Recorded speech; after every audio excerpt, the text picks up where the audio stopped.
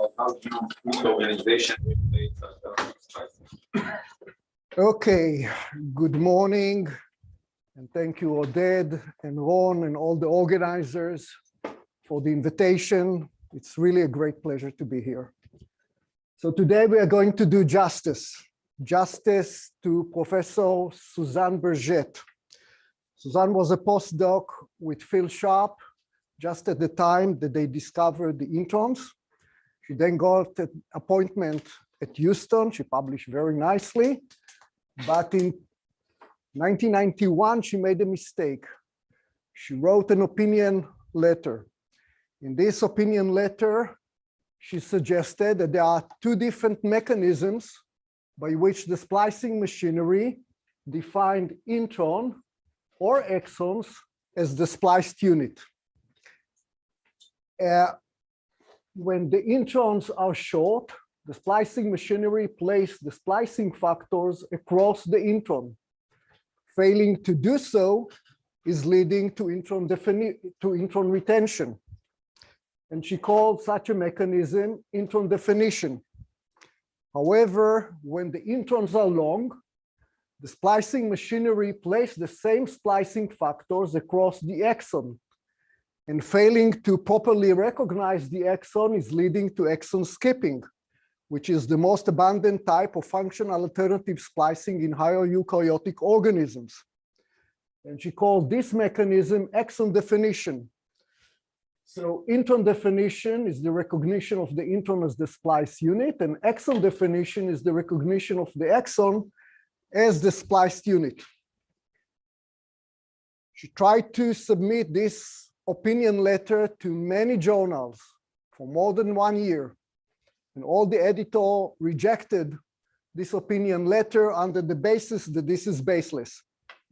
Eventually, Alan Weiner, who was the editor of MCB, decided that she deserved a chance and she published this paper.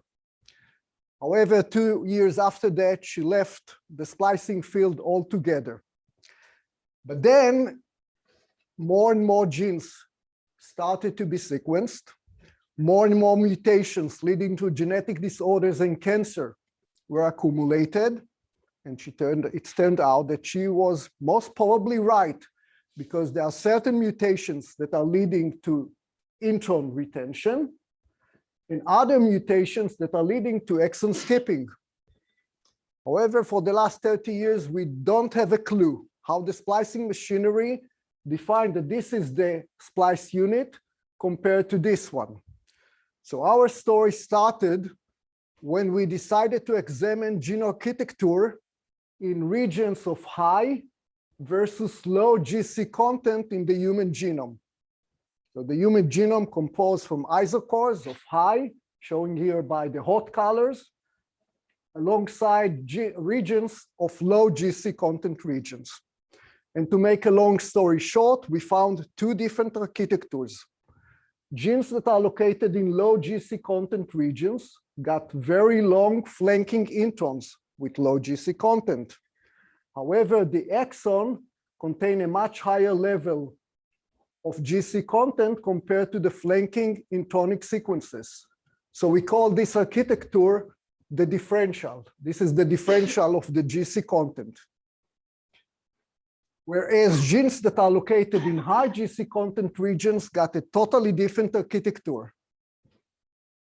The overall GC content is much higher, but there is no differential GC content between the introns and the exons. And the introns are under selection to remain short. And we call this architecture the level architecture. So in the human genome, we have two different architectures for genes that are located in low GC content region compared to genes that are located in high GC content regions.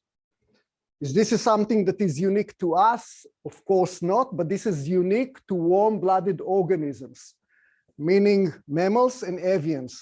In all of them, we have the separation into two different gene architectures. Whereas in cold-blooded organism, we have one gene architecture only. Low GC content in the introns, much higher GC content in the exons. So in collaboration with Tal Pupko from Tel Aviv University, we reconstructed the ancestral structure, which is precisely like what we see in cold-blooded organisms. So during evolution, with the appearance of warm-blooded organisms, genes that remain in low GC content regions, their introns were allowed to lengthen, for example, by insertion of retroelements. And as long as they have the differential GC content, their splicing is safe.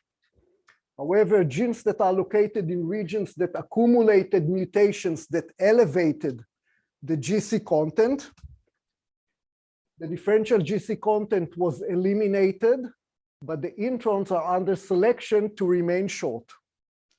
So the separation into two gene architectures ring a bell that we might be able to identify the intron definition and exon definition.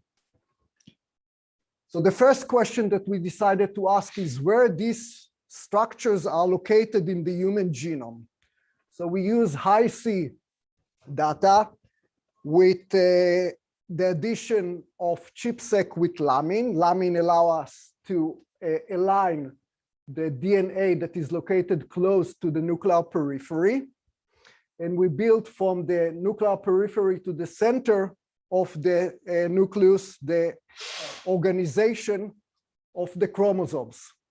We use two additional programs, one that is using from central to the periphery, and another one that is unbiased. And in all the different programs, we got the same story. As expected, high GC content regions are located in the nuclear center of the nucleus, and low GC content regions are located in the nuclear periphery.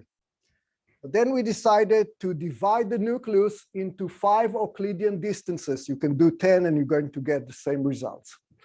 And what we found is quite interesting. We see a linear decrease from the center to the periphery of the high GC content regions, with a similar increase in the level of DNA fragments of low GC content region from the center of the nucleus to the periphery. So it seems that the DNA is arranged in the nucleus according to the GC content as a gradient of GC content. Low GC content in the periphery and high GC content in the center according to the GC content profile. So what about the two structure, gene structure? In the nuclear periphery, we see the differential structure. And as we move from the nuclear periphery to the nuclear center, we see a shift in gene architecture, so that in the nuclear center, we have the level architecture. So the DNA arrangement in the nucleus place genes with two different architecture, one in the center, the level one, and one in the periphery. So this is related. This is very similar to this Bernardis isochord thing, right? Is this the same thing or not? Do you think that these are related? Bernardis, oddly what he said. Okay, Bernardis say a lot of stuff, and whatever I'm going to say within a second, he's going to write that I'm wrong. So I'm not taking him so seriously. What Bernardis said that there are isochords, meaning 4 or 5 as well. Yeah, something like that. And what Bernardis predicted, because there was no high C in the time that he worked on it, he predicted, and this is quite supported currently, the high GC content in the center and low GC content in the periphery, this is already known. This is unknown. This is the new stuff that we've added. So what Bernardis basically predicted is that the high GC content are going to be in the center of the nucleus, where he predicted that this is going to be the center for housekeeping genes, which is not so much. Okay, so is the two architectures are basically exon definition and intron definition. To start to address it, we ask what is the mode of alternative splicing? And we decided just to take the outcome of exon definition, which is exon skipping, shown here in blue, and intron retention, which is indication for us for intron definition, which is in red.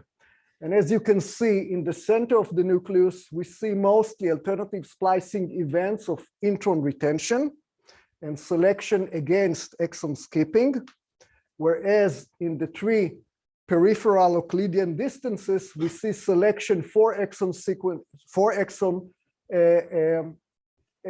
exon skipping and selection against intron retention. So there is also separation in the nucleus between one mode of alternative splicing, intron retention, compared to the other mode, which is exon skipping. And how can we validate that this is indeed exon definition and intron definition? So Ophir here compiled a data set of all 5' splice side mutations. This is the 5' splice side. Mutations that are associated with cancer and are known to be affecting the splicing mode. And you can see that 5' splice side mutation associated with cancer that are located in genes that are close to the nuclear center, causing intron retention, whereas the same mutations that are located in genes that are located close to the nuclear periphery are causing exon skipping. So this was the indication to us that indeed we are right. This structure, the blue structure, the differential is exon definition, and the red one is intron definition. So we decided to understand the molecular mechanism. And for that, Luna, who is sitting here in the room, cloned many genes that are located in the nuclear periphery and genes that are located in the nuclear center. And from each of these genes, she cloned 3 exons separated by 2 introns. She placed all of these mini genes under the same promoter and inserted those mini genes in integration site that is located close to the nuclear center or close to the nuclear periphery. And she used 5' splice side mutation here and here in order to validate whether the splicing mode is by exon definition or intron definition. So all the genes with the differential GC content, the mutation is causing shifting splicing from exon inclusion to exon skipping, indicating that the differential structure, this structure, is exon definition, whereas in the red structure, all the mutations at the 5' splice side shifted splicing from exon inclusion to intron retention, meaning this is intron definition. What she did was to find out what is the structure that is needed to define exon definition via to intron definition. She replaced in high GC content region, downstream from the 5' splice side, a fragment of 50 nucleotides from high to low GC content region. So she generated basically the differential GC content. And indeed, splicing shifted from intron definition to exon definition, from intron retention to exon skipping. So the differential GC content by itself is the structure that determines if the splicing machinery is going to select the exon or the intron as the spliced unit. So what she noticed is that it really doesn't matter where the gene is going to be located, close to the center or close to the periphery. As long as the exon or the intron is constitutively spliced, meaning this is a strong splicing signal, the splicing is identical. However, once that the splicing is suboptimal, meaning we can see some inclusion and some skipping, some intron retention and some splicing of this intron, this is a suboptimal opinion. She started to see with semi-quantitative RT-PCR differences in the inclusion level between the center to the periphery. So in order to validate it, she performed quantitative RT-PCR. And indeed, in exon skipping, if the exon is more close to the nuclear periphery, the inclusion is higher. And the other story for the intron retention. the farthest away, meaning it's more close to the nuclear center, the more splicing this intron is undergoing. So the location of the spliced unit is important.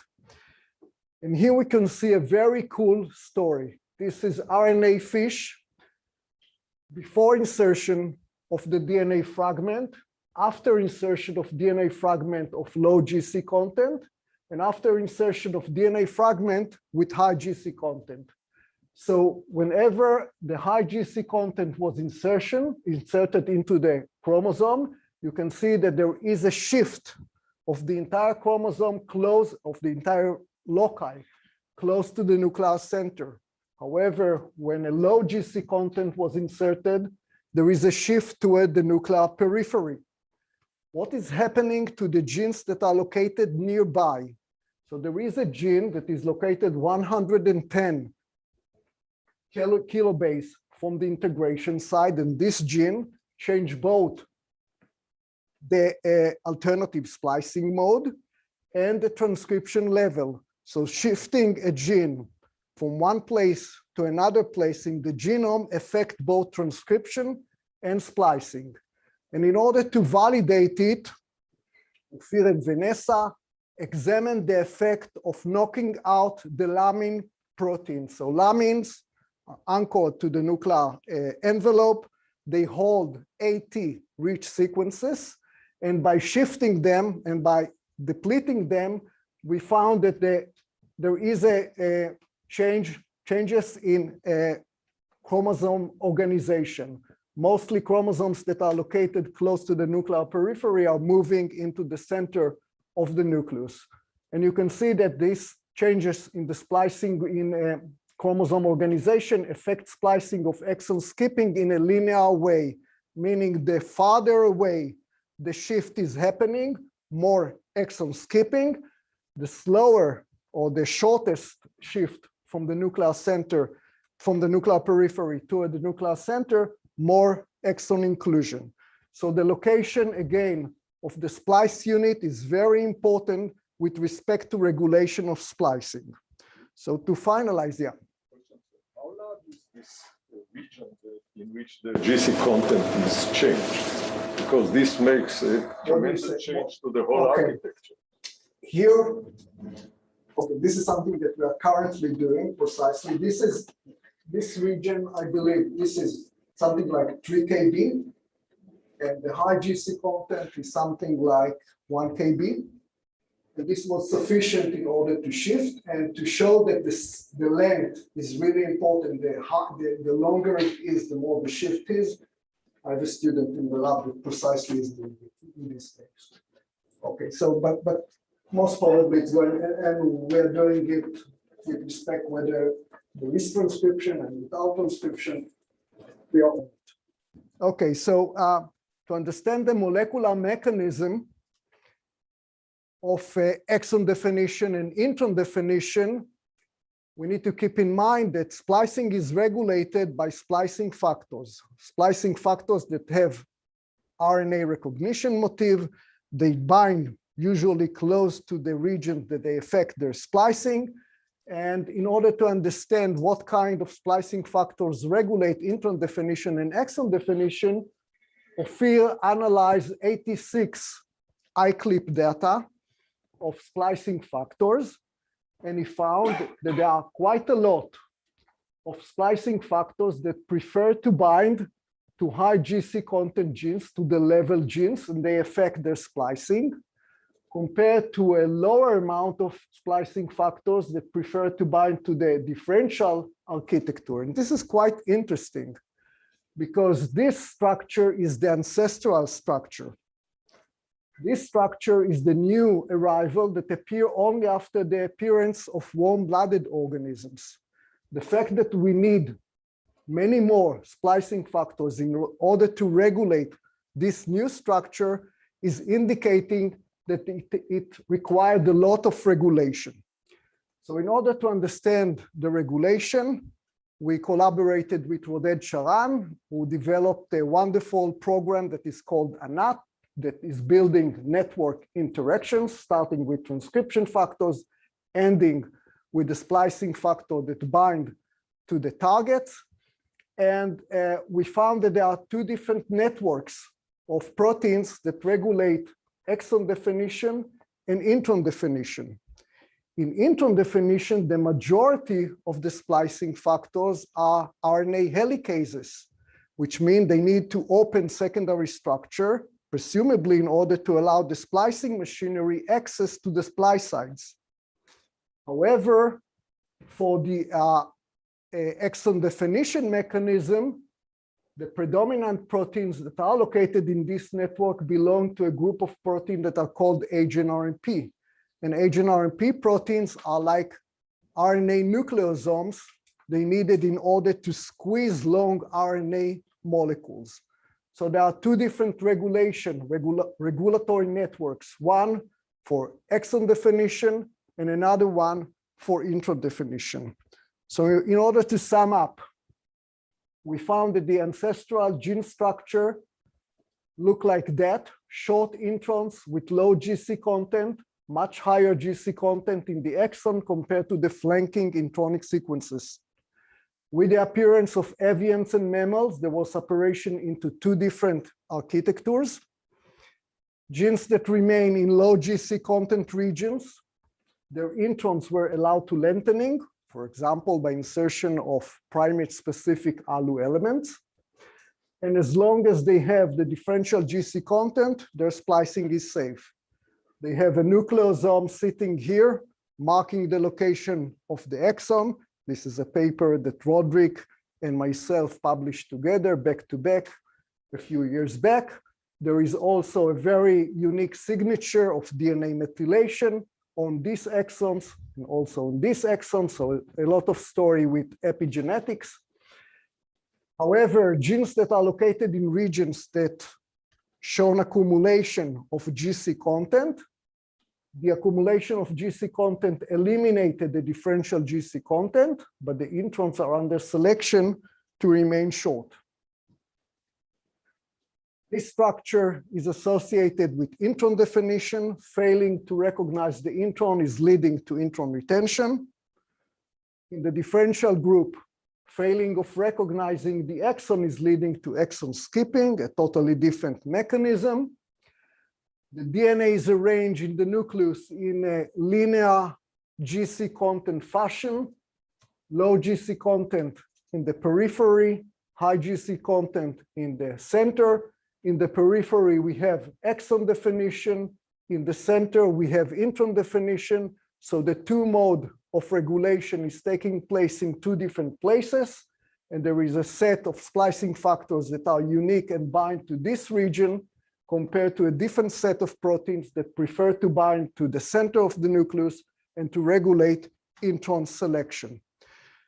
So I was extremely fortunate to have outstanding students. Almost 10 of them are currently PI. One of them left yesterday back to Israel, and I'm sure that many others will be. And the first three co-first author on this paper were Luna Tamar, who performed all the experimental validation system and found the mechanism, Ofira Mehiri, that performed most of the bioinformatic analysis, Ifat Kedar, that is unfortunately not with us anymore, but she brings to the lab the high-C technology and spread it all over. And there are many other stories, but that will have to wait for another meeting. And thank you all for your attention.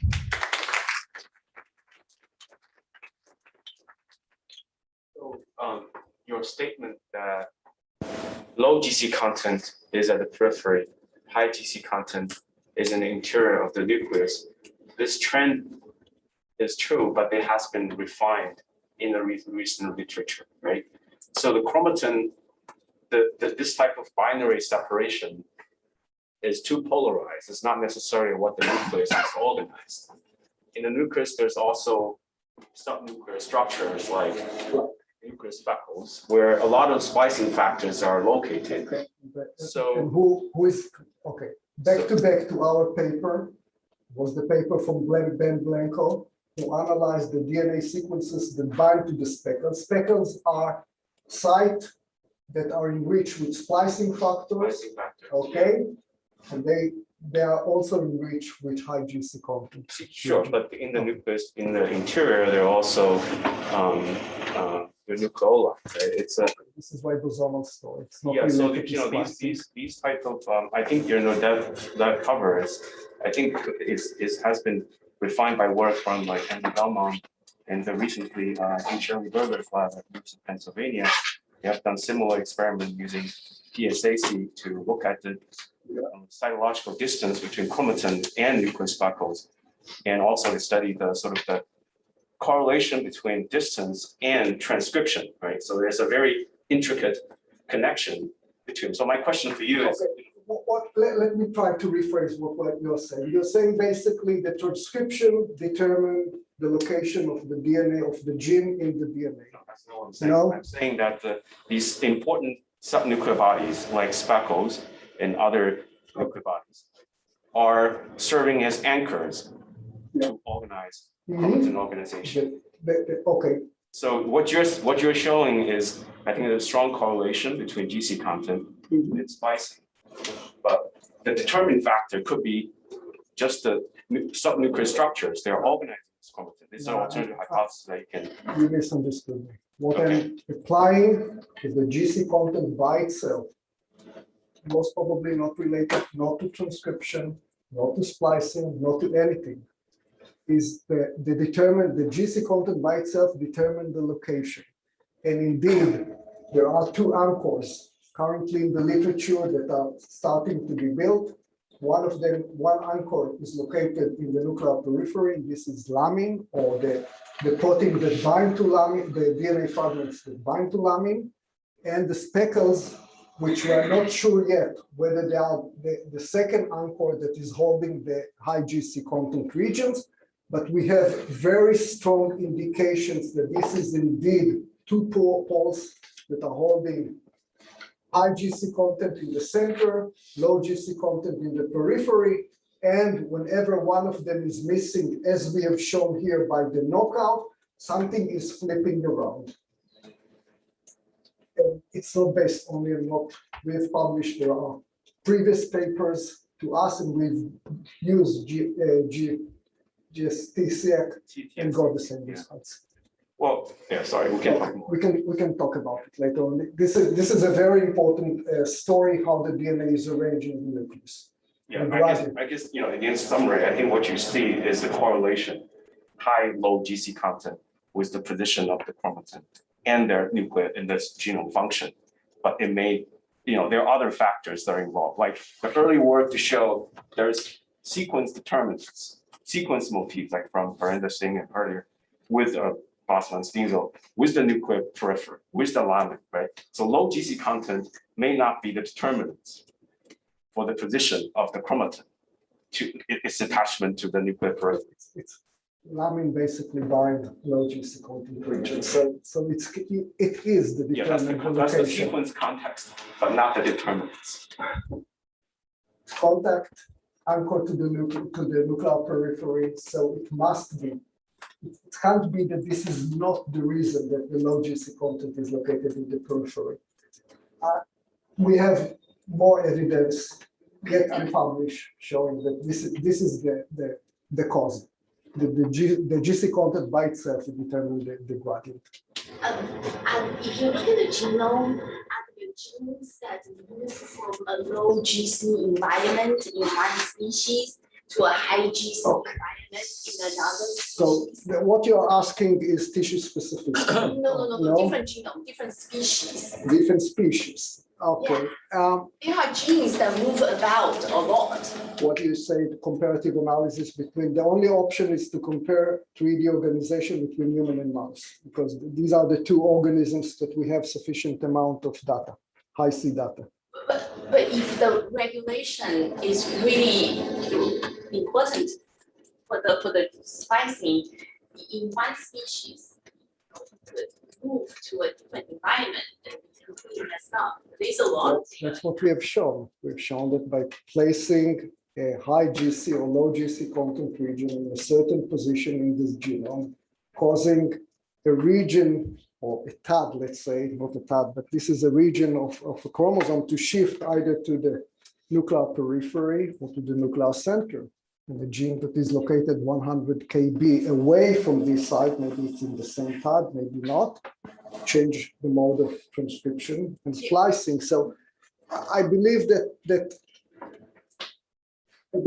what we've seen here is the scaffold of the DNA. The changes that you're going to see between one cell line to another cell line, between one embryonic stage to another embryonic stage, between one condition to another condition is going to give a refinement of gene transcription and splicing. So it's still a lot. It's just the beginning. Okay. Yeah. Very good. So you talked a little bit about how within a single gene you could have both introns and exons. Yeah. And so Yeah, definitely. Okay, the story is even more complex because there's not in all genes, not in all exons, we have a differential GC content from both sides. In one of them, there are differential here and level on the other side, and we are just starting. We took the top 25%, the bottom 25%, the 50% in the middle still need to be figured out how both of these mechanisms working together in order to generate effective splicing when both the exon and the flanking introns are being selected by the splicing machinery. We are just scraping the tip of the iceberg. So regarding the difference in the splicing machinery and other subnetworks that are being recruited into Lamina's closer regions versus GC rich. So what's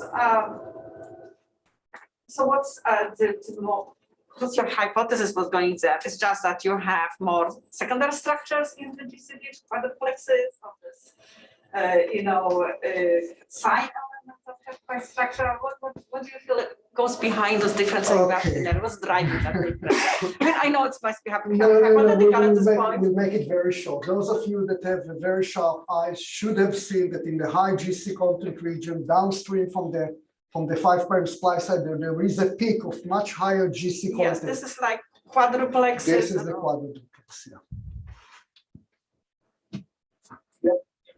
If you guys have considered using nanopore sequencing to sequence an RNA and try to get like long isoforms and at the same time get information about epigenetic marks in that RNA and try to see if there's like. What do you mean epigenetic mark, like RNA methylation? Yeah, I mean there's like over 60 different marks I think that can run. Next time Goded will invite my former student Shagi Schwartz, he will give you a story about it. Okay, I'm really not he is an expert. Indeed, RNA methylation in some cases mark the location of exons, but it's a very interesting story, not my field. So you have this hypothesis that this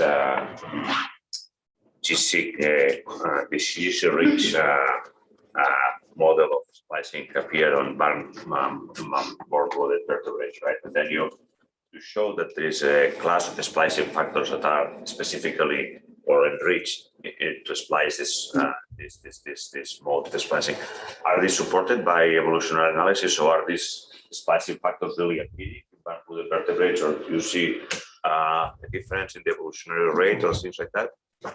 Have you seen Manuel Rimia on this paper? Yeah. Okay, he did evolutionary conservation and he did so. Okay, You see that these are. We've seen that the older version is much more concerned, which means the exon definition are much more concerned. All the genes that are located in the high GC content regions underwent duplications, more mutations. They are more dynamic group of genes. I have another question. This is a little ignorance. So, do you think that the genes that are transcribed next to the periphery are more likely to be exported from the nucleus to the cytosol? Because intron retention has been playing a role in the regulation of the exporting and intron retention, if I understand, of course, in the center of the Good, right? So would it just be that? Yeah, it's the same story like the high GC content genes supposed to be the housekeeping genes supposed to be in the center of the nucleus. There are some support for whatever I know is not about the low GC content. Most of the genes of the low GC content are tissue-specific genes, okay? And most of the genes that are located close to the center are really indeed housekeeping genes or like histones and stuff like that.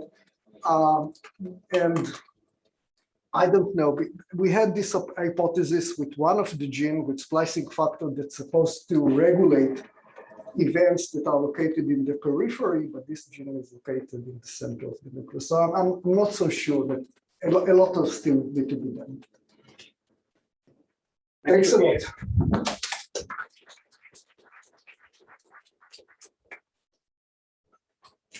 So we continue with a hybrid session because the next